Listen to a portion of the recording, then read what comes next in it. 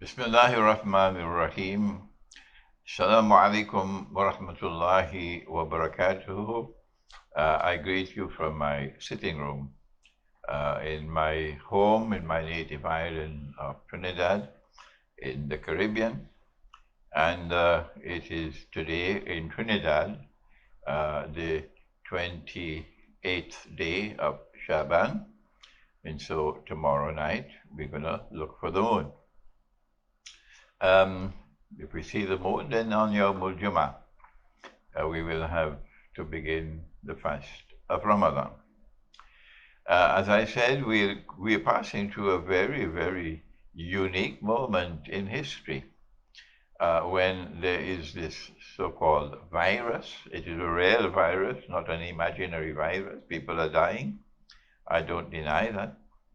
And it is a virus which for the first time in history seems to be affecting all of mankind at the same time. This never happened before in history.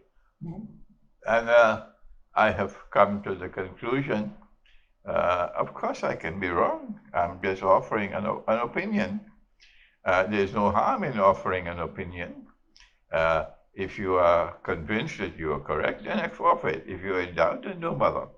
But I'm convinced that I'm correct, that this is a fabricated virus. And I make that comment on the basis of the footprints of the virus, yes.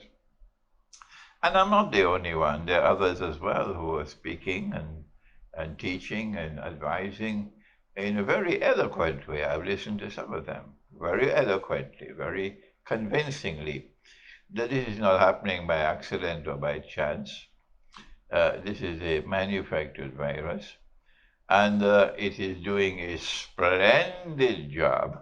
Oh, yes, it has been brilliantly conceived to bring about, to facilitate what I perceive to be the transition from Pax Americana to Pax Judaica. Okay. There are those who are saying, no, it's not Pax Americana to Pax Judaica, it's Pax Americana to Pax China. No, that's your opinion, and mine is different. That Israel wants to rule the world, and the Quran has spoken in Surah Al-Mursalat, Ba'adawzu billahi minash shaitanir. This is Islamic eschatology at work. This is my profile of Islamic scholarship, which I inherited from my teacher, Maulana Dr. Muhammad Fadlur Rahman Ansari, rahimahullah, which he inherited from Dr. Muhammad Iqbal, which he inherited from Maulana Rumi, who got it from Khidr alayhi salam. This profile of scholarship is one in which we use insight, in which to connect the dots. And Allah wants us to do that because He tells us in Surah Al-Waqiyah about the usul tafsir, the methodology for study of the Quran. فَلَا أُقْسِمُ بَعْدَ أُعُوذُ بِاللَّهِ مِنَ الشَّيْطَانِ الرَّجِيمِ فَلَا أُقْسِمُ بِمَوَاقِعِ النُّجُومِ. And I take an oath by the positions in which the stars are located. وَإِنَّهُ لَقَسَمٌ لَوْ تَعْلَمُونَ عَظِيمٌ. And this is no ordinary oath or qasam. This is an extraordinary oath or qasam. إِنَّهُ لَقُرْآنٌ كَرِيمٌ. What is the oath? The oath pertains to the Quran. The positions in which the stars are located is connected to the Quran. إِنَّهُ لَقُرْآنٌ كَرِيمٌ فِي كِتَابٍ مَكْنُونٍ. This is a recitation. And this recitation is noble and generous. And this recitation is located in a book which is protected. لَا يَمَسُّهُ إِلَّا الْمُطَهَّرُونَ. You cannot even touch this Quran, much less to penetrate it, unless you have purity. Purity.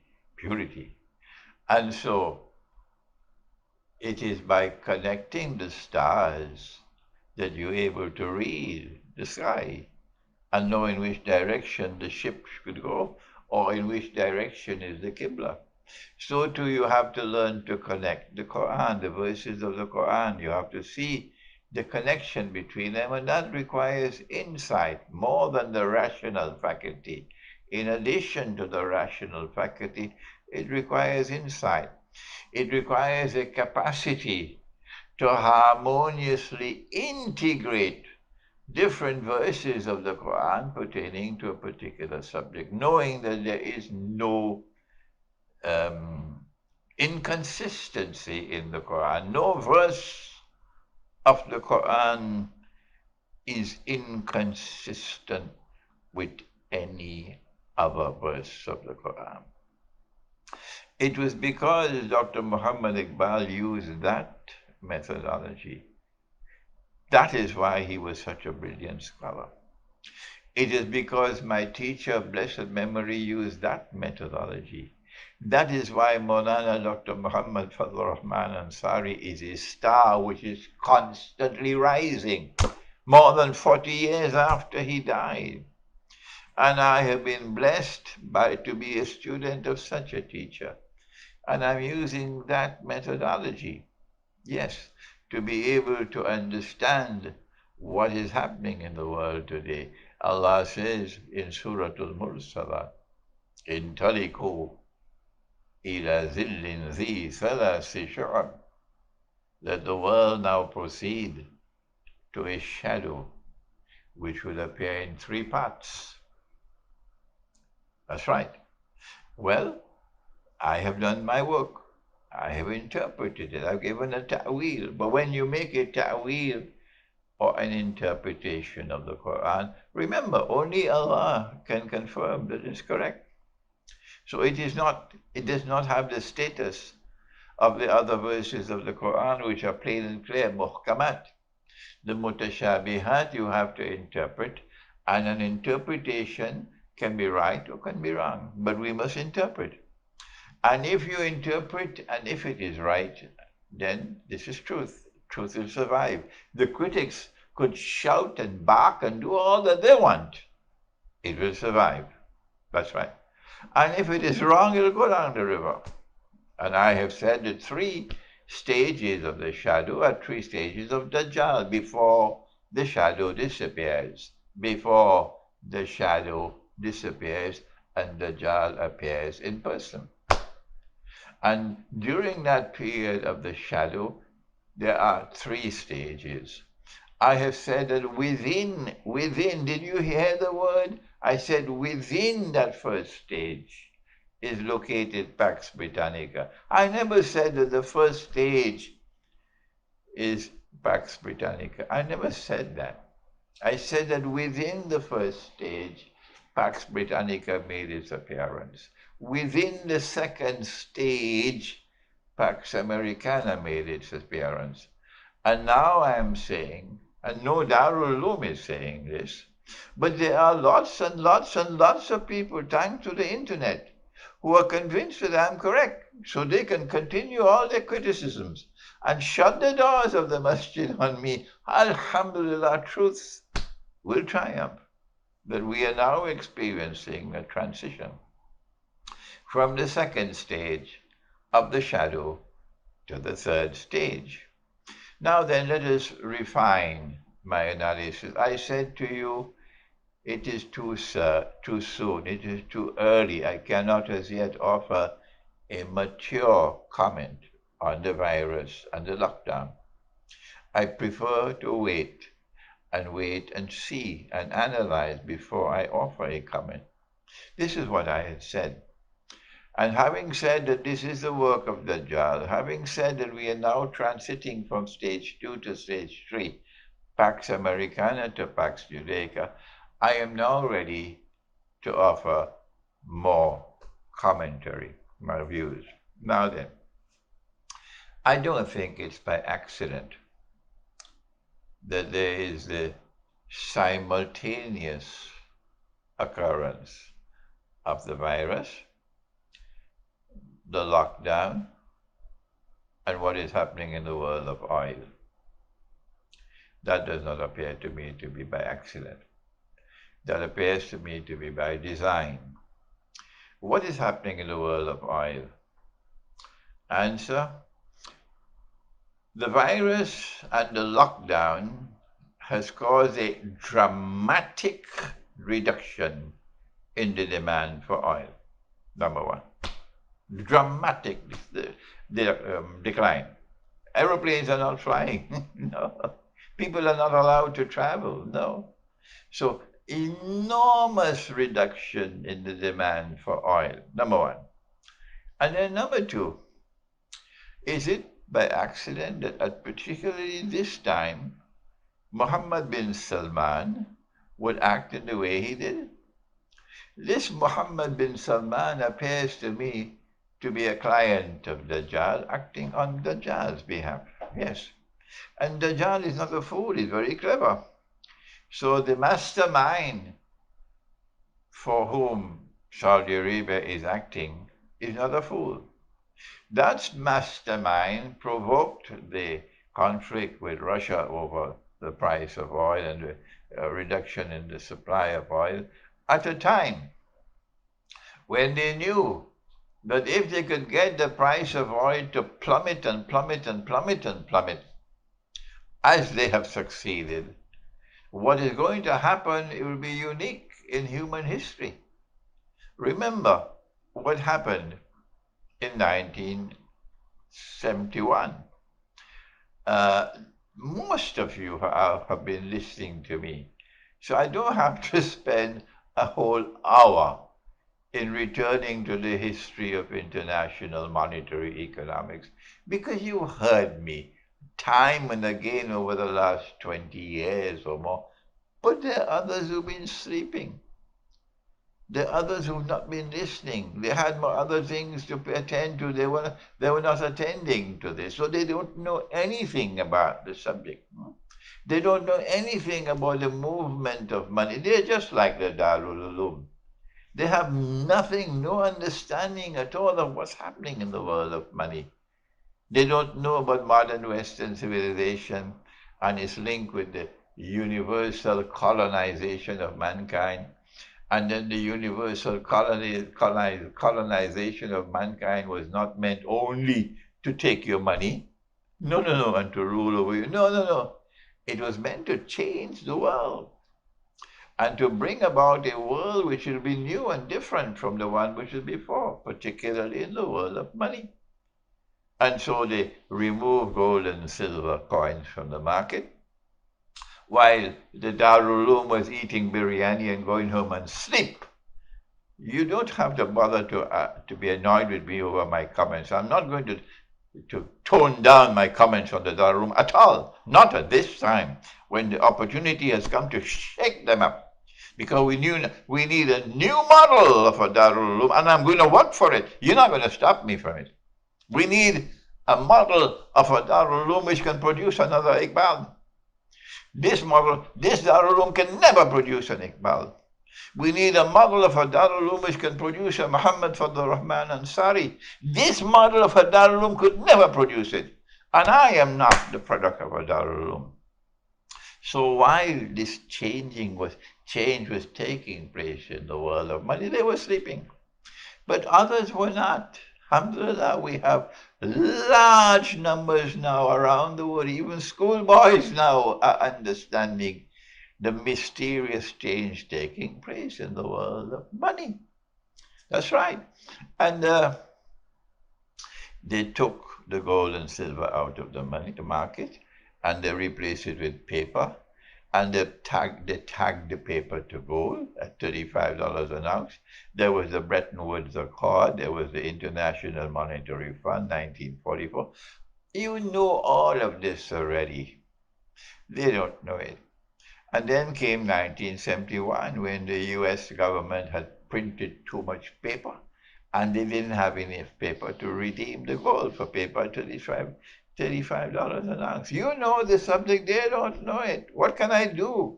Do I have to teach this subject 100,000 times? Let us, during this Ramadan, attempt to teach them, the ones who've been sleeping. And what the US government did in 1971 was to break the relationship of the US dollar with gold. The US government will no longer redeem gold for paper at $35 an ounce, which international law required them to do. And then from 1971 to 1973, the US dollar was in no man's land. It could have collapsed. And then Henry Kissinger, he's still alive, he thought he pulled off the greatest scam in history. He thought so. He didn't know that this day will come. This day has come. He went to Saudi Arabia in 1973 after the war. The war between Israel and the Arabs had taken place. And during that war, there was the oil boycott. And the price of oil rose from $3 a barrel to $12 a barrel, 400% rise in value. And the Arabs were growing very rich. And then Kissinger went to Faisal, rahimahullah, and said to him, let's make a deal. And Faisal, because he only had peanuts in his head, don't be offended, it's the truth, he accepted the deal. That Saudi Arabia will sell oil for only US dollars. They will sell oil for only US dollars. But the deal did not include what is going to be the minimum price of oil. Yes, Kissinger, are you listening to me? The deal did not include what would be the minimum price of oil. So Kissinger said, if you agree to sell the oil for only US dollars, we will guarantee the security of the state and so on, and you'll become very rich. And yes, the US dollar kept on flying higher and higher and higher, riding on the backs of oil. The petrodollar was born. That's right. And the United States and the Western world became richer beyond even their wildest dreams. That's what the US dollar did to them. And the rest of the world was growing poorer and poorer and descending into destitution and poverty, while the Darul was eating their biryani and going home and sleep, betraying the Quran. That's what they did. I'm not going to rest. I have to denounce them. All these years I've been teaching, they were listening to me, they'll never bother to listen to me, they don't care for me. They say, no, he's wrong, he's misguided. No. How can one man be right and everybody wrong? Yes, you're wrong. I may not be one, there'll be others as well, but you are wrong. You have betrayed the people. You failed miserably. And today we're going to tell you that to your faces. You're closing the doors on the masjid on me. You wouldn't allow me to teach. But Allah, look at what Allah has done. That alhamdulillah, because of the internet, which came from Dajjal, yes, but at least I'm able to reach the people. I'm able to reach the people. Thank Allah. Out of this evil, there's good. That is the benefit. I can reach the people and expose what your failure. What is happening now is there is a synchronized attack on the United States. And Trump doesn't understand it. I don't think he can succeed in understanding it. Synchronized attack.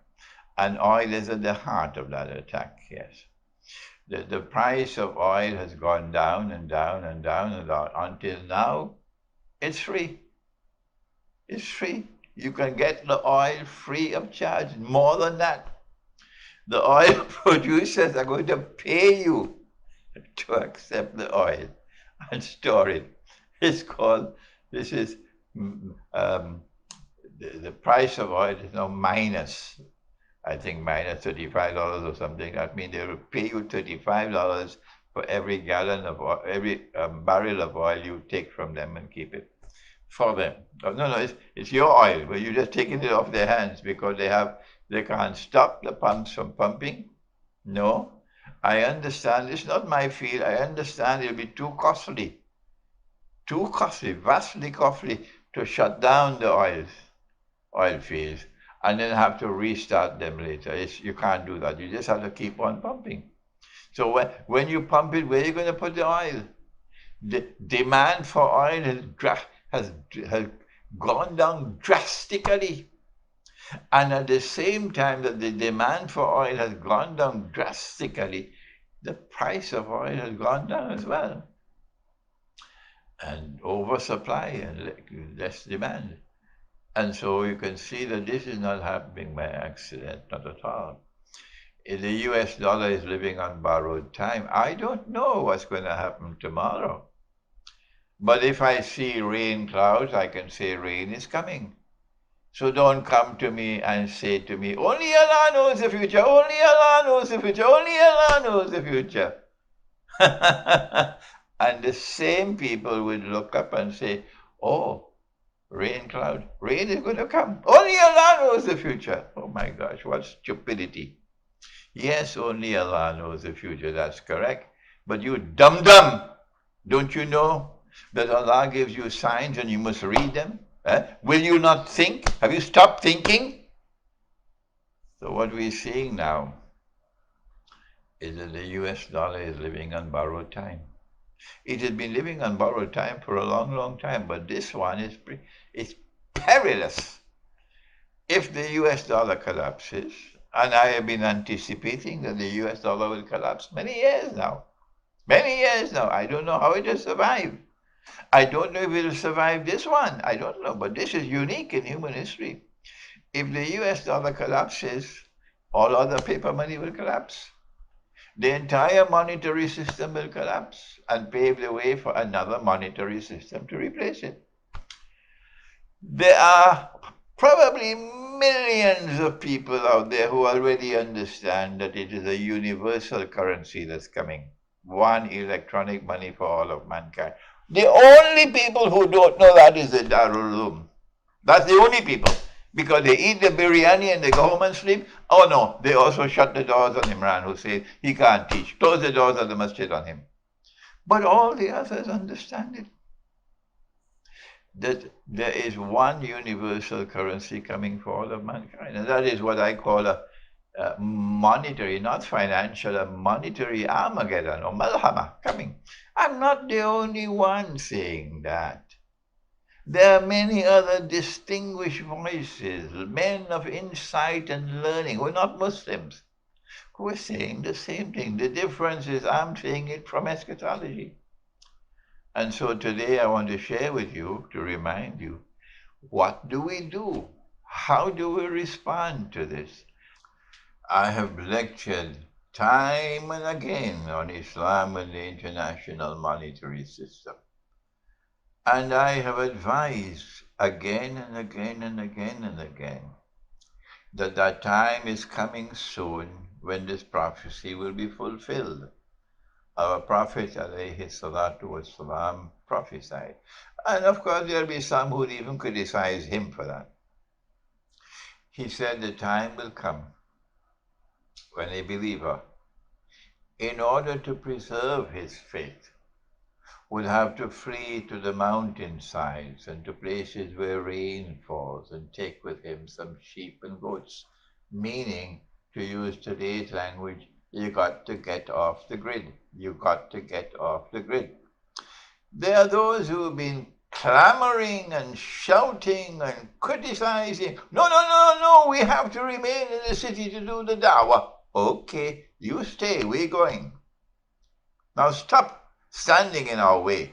You can stay with your families, that's your choice. But there are those who listen to me and who have already gone out of the cities, left the United States, left Britain, left Germany, left France, went back to Algeria, and now they're thanking me. Left Britain and the United States, went back to Pakistan, and now they are thanking me. Yes, I said, leave the cities, leave the modern West, and go to parts of the world which are outside of the cities. Go to the remote countryside and establish small communities. And if you cannot establish a community, Sheikh, I don't have the money to do it. Okay, go and join in an existing village. Is that so difficult to understand? Go to a village which is already existing and seek to be allowed to live with them in the village. The only way they'll accept you is if you live, excuse me, if you live in the village the way the villagers live. That's right. You don't come to live in the village and you will a high standard of living when all the villagers are living simple lives. Okay? So live with the village the way the village lives. Eat the food that the villagers live. Okay? Live in a house similar to what the villagers live in. And you don't have to be only Muslims. No. In the Balkans, Muslims and Christians who want to live the religious way of life can live together in a village. In India, Muslims and Hindus who want to live the religious way of life can live together, provided you live as a family. This is the time, if you have some money, go and buy some goats. Your neighbor doesn't have any money, never mind, he can share with you. Buy some sheep, buy some goats. If you cannot take care of the animals yourself, you don't know how to do it, then go to someone with sheep and goats and ask him, if I give you some sheep and some goats, can you take care of them for me? And I pay you a small amount every month to maintain the goats and sheep. Then you can make an arrangement with him, okay? This is the way to do it. Take your money out of paper, take it out of electric money, and invest it in land, invest it in animals. You can put it in gold and silver as well, but it is more important land and animals because that will sustain you. And live a low profile and try as much as possible to remain faithful to the truth. This is all I have to say to you at this time, that this is my continuing analysis of what is happening today with the virus and the lockdown, that this is an attack, a monetary attack on the US dollar, and these are the consequences which can come. May Allah bless all those now in Ramadan who devote their time and effort in Ramadan to opening their hearts, that Allah can fill their hearts with nur. Thank you. Wassalamu alaikum wa rahmatullahi wa barakatuh.